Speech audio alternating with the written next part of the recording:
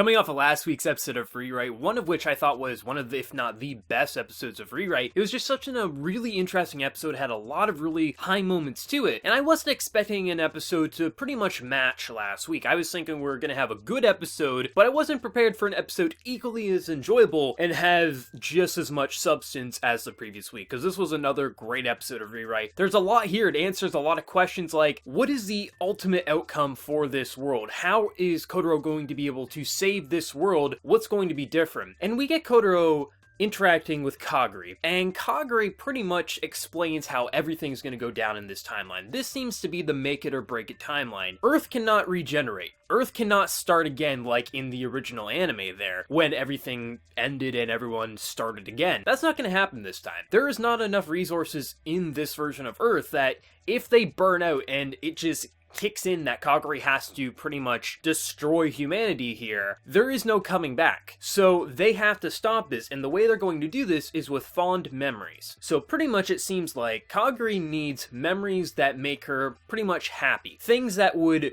make the Guardian of Earth not want to destroy the Earth kind of a thing. And she doesn't really know what those are. She doesn't know how to explain it to a human. But Kotaro, because of the memories planted into his mind by Moon Kagari, agrees to this, and he realizes something that would really make her happy. What if he stopped a conflict? What if he stopped a major conflict, one involving the entire world, not just someone stealing a purse? What if he stopped something that affects the whole world? What if he brings an end to Gaia and Guardian's feud? Would that make her happy? Would that be enough of a fond memory? Because if you look at what he has, or what he knows, this major feud between two of the largest and most powerful organizations in the world, one of which wants to let the key live so the key can destroy Earth, and the other wants to kill the key so she can't destroy Earth. If he can bring an end to that feud, if he can bring both of them to a halt, no longer will they go after Kagari, that should be a fond memory that would at least help preserve Earth, and possibly give enough of the fond memory so she wouldn't need to destroy Earth, because it's not up to her, it will happen when it happens. So it's really interesting, because I was curious, like, what is he going to get involved with? Because we've always known that he got involved too late in the game every single time, so what could he possibly change this time? And not only to see that this time it's a make it or break it, there is no going back. If Earth ends here, everything's done, because there is no regenerating this time, but also the fact that it's all with memories this time, that pretty much Kagura needs memories that are going to make her happy, and she is the avatar of Earth, so it makes sense that she needs to see things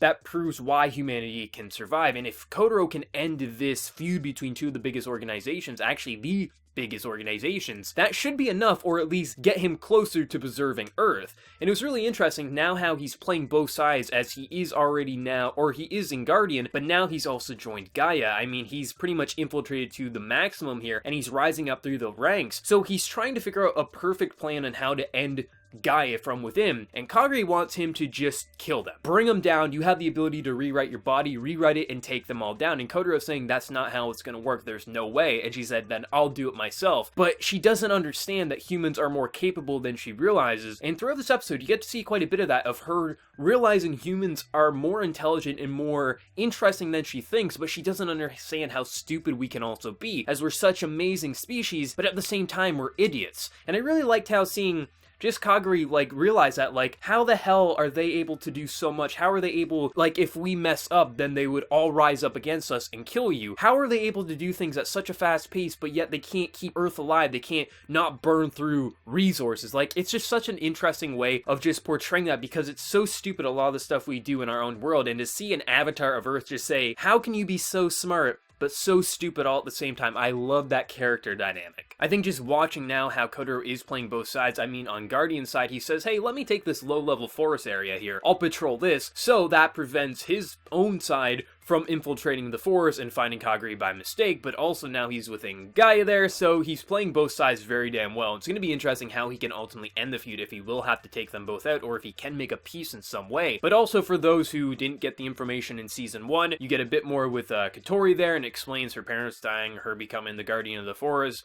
having having to protect Kagri. That stuff was all in season 1, but they give it a much more in-your-face explanation this time around. But also, I think just one of the best moments of the episode is when Kotaro is throwing it in her face that her parents are dead. What you brought back are zombies. They're lifeless. They will never change, but she's a little girl who had the one thing that made her happy, the one thing that gave her happiness, who didn't treat her like shit, because Kotaro treats her like shit. He's an asshole to her. But the two people who treated her nicely are gone, so it just makes sense why a little girl is trying to keep her family alive, and Kotaro is saying, you can't do this, get the hell away, just fuck off, pretty much, because he doesn't want a little girl wrapped up into this plan, and Kagri is saying, it doesn't matter if we wrap up her in this plan, because if we fail, everyone's gonna die. And you can understand both sides. You can see what Kagri is saying, but also you can see what Kotaro is saying, but ultimately, you know Kotaro is wrong here. We need to have Kotori protect Kagri in her forest barrier, so Kotaro can mainly focus on Gaia and Guardian. It's going to be interesting how next week's plays out. And it's going to be interesting if he'll just accept that Kotori needs to